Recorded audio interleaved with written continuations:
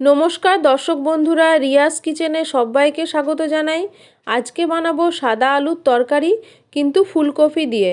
যেহেতু শীতকাল, তাই ফুলকপি দিয়ে বানিয়ে ফেলবো সাদা আলুর তরকারি।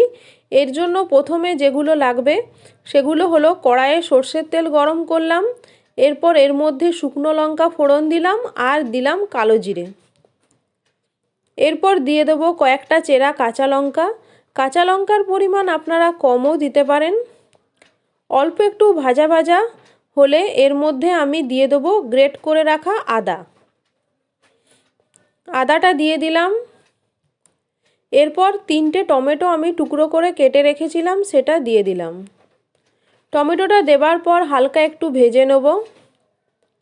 যে সমস্ত দর্শক বন্ধুরা এখনও আমার চ্যানেলটিকে সাবস্ক্রাইব করেননি, তাদের কাছে চ্যানেলটিকে সাবস্ক্রাইব করার অনুরোধ রইল। আপনারা চ্যানেলটিকে সাবস্ক্রাইব করবেন ও পাশের বেল আইকনটিকে ক্লিক করবেন, যাতে নতুন ভিডিওগুলো আপনাদের কাছে চলে যায়। এরপর আমি আলু পোস্তর মতন টুকরো করে কেটে রাখা আলুগুলো এর মধ্যে দিয়ে দিলাম। আলুগুলো দেওয়ার পর অল্প একটু ভেজে নেব এবং টমেটোর সাথে আলুগুলো ভালো করে মিশিয়ে নেব।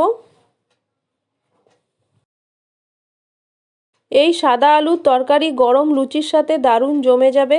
আপনারা বাড়িতে একবার করে দেখবেন এবং আমাকে কমেন্টসে লিখে জানাবেন কেমন হয়েছে। এরপর আমি ফুলকপিগুলো দিয়ে দেব। ফুলকপিগুলো ছোট ছোট টুকরো করে কেটে রেখেছি। ফুলকপিগুলো এখন এর মধ্যে দিয়ে দেব। ফুলকপিগুলো দেওয়ার পর অল্প একটু ভাজা ভাজা করে নেব এবং ঢাকা দিয়ে মিনিট 5 মতো কম আঁচে রেখে দেব। মিনিট 5 পর ঢাকা খুলে দেখে নেব।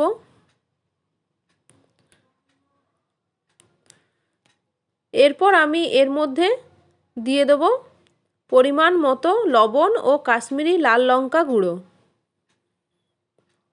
প্রথমে আমি দিয়ে দেব কাশ্মীরি লাল লঙ্কা গুঁড়ো অল্প পরিমাণে, আপনারা চাইলে নাও দিতে পারেন। এরপর আমি পরিমাণ মতো নুনটা দিয়ে দেব। নুন দেওয়া হয়ে গেছে।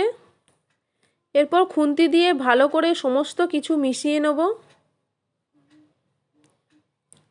এরপর আর কিছুই করার নেই। এখন আমি পরিমাণ মতো জল এখানে দিয়ে দেব। এখন আমি পরিমাণ মতো জলটা দিয়ে দেব। যেহেতু সাদা আলুর তরকারি একটু তো ঝোল থাকবে, তাই একটু বেশি পরিমাণে জলটা দিলাম। আপনারা আপনাদের পরিমাণ মতো জলটা দেবেন। এরপর আমি ঢাকা দিয়ে মিনিট 10 মতো ভালো করে ফুটিয়ে নেব। মিনিট 10 পর ঢাকা খুলে দেখে নেব।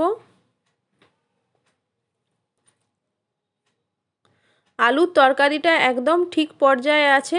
এখন আমি আলুগুলোকে একটু করে ভেঙে দেব, যাতে এর ঝোলটা একটু ঘন হয়ে আসে।